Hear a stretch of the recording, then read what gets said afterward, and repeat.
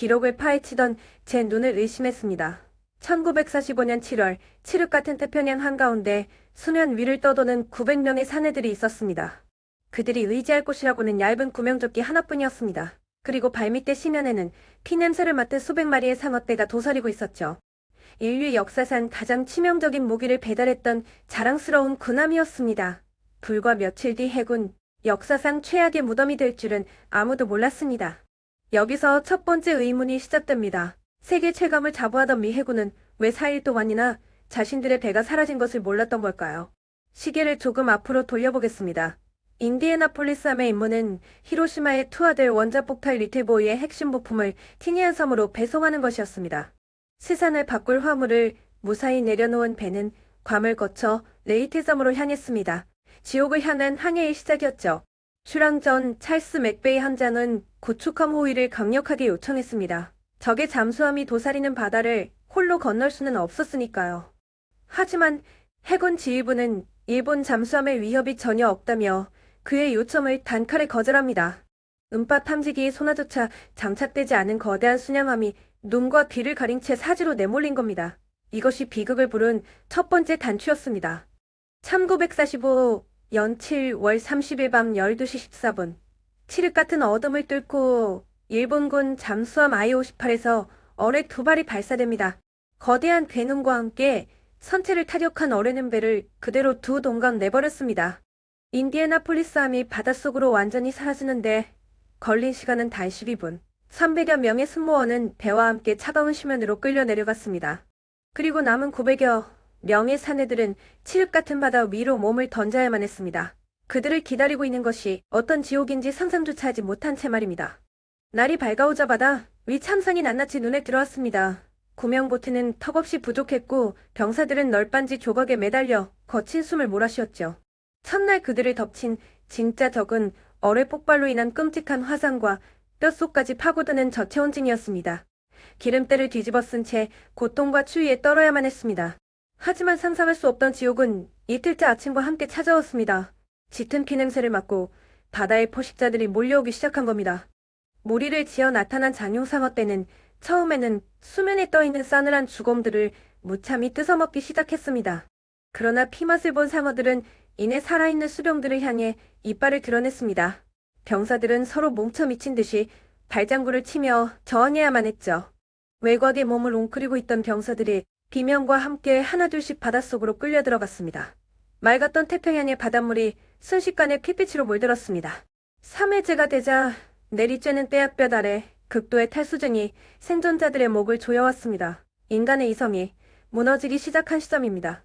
타는 듯한 갈증을 참지 못하고 바닷물을 들이킨 수병들은 극심한 고나트륨혈증으로 서서히 미쳐가기 시작했습니다.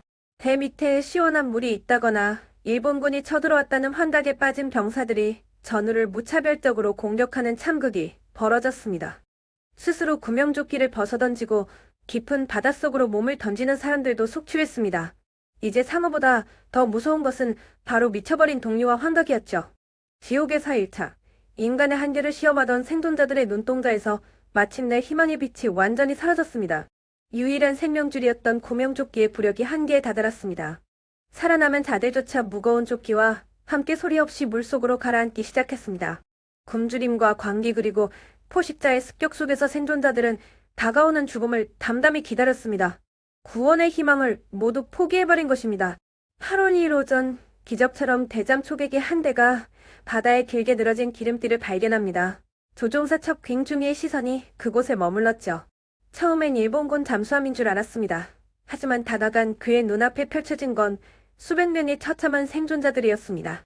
여기서 잠시 짚고 넘어갈 사실이 있습니다. 목적지였던 레이테 섬에서는 배가 도착하지 않았음에도 그 누구에게도 보고조차 하지 않았습니다. 기밀 임무라는 이유로 알아서 오겠지라며 방치한 지휘부의 완벽한 시스템 붕괴. 4일간 철저히 버림받았던 진짜 이유입니다. 생존자들을 구하기 위해 수륙양용기 조종사 에드리언 마크스 데이가 날아왔습니다. 상어떼의 끔찍한 공격을 두 눈으로 목격한 순간이었습니다. 그는 군의 규정마저 어기고 거친 파도 위로 비행기를 착수시킵니다. 오직 바다의 포식자들로부터 생존자들을 지켜내기 위해서 말이죠. 비행기 날개 위에 무려 50여 선 명의 수병들을 태워 살려내는 기적을 만듭니다. 하지만 살아남은 자는 1195, 명 중 단 301여섯 명이었습니다. 미 해군 역사상 최악의 인명 손실. 지휘부는 국민적 분노가 두려워졌습니다. 접수된 SOS 신호마저 무시했던 자신들의 치부를 가려야만 했죠. 거대한 은폐의 막이 오르고 잔혹한 꼴이 자르기가 시작됩니다. 그들이 선택한 완벽한 희생양은 바로 살아 돌아온 찰스 맥베이 함장이었습니다. 해군은 지그재그 회피 기동을 하지 않아 배를 잃었다며 그를 군사재판에 세웠습니다. 심지어 적국인 잠수함 함장 하시모토를 증인으로 부르는 총극을 벌입니다. 아이러니하게도 적장이었던 하시모토는 지그재그 기동을 했어도 무조건 격침시켰을 것이라 증언했습니다. 하지만 군사법원은 이 진실을 철저히 무시했습니다.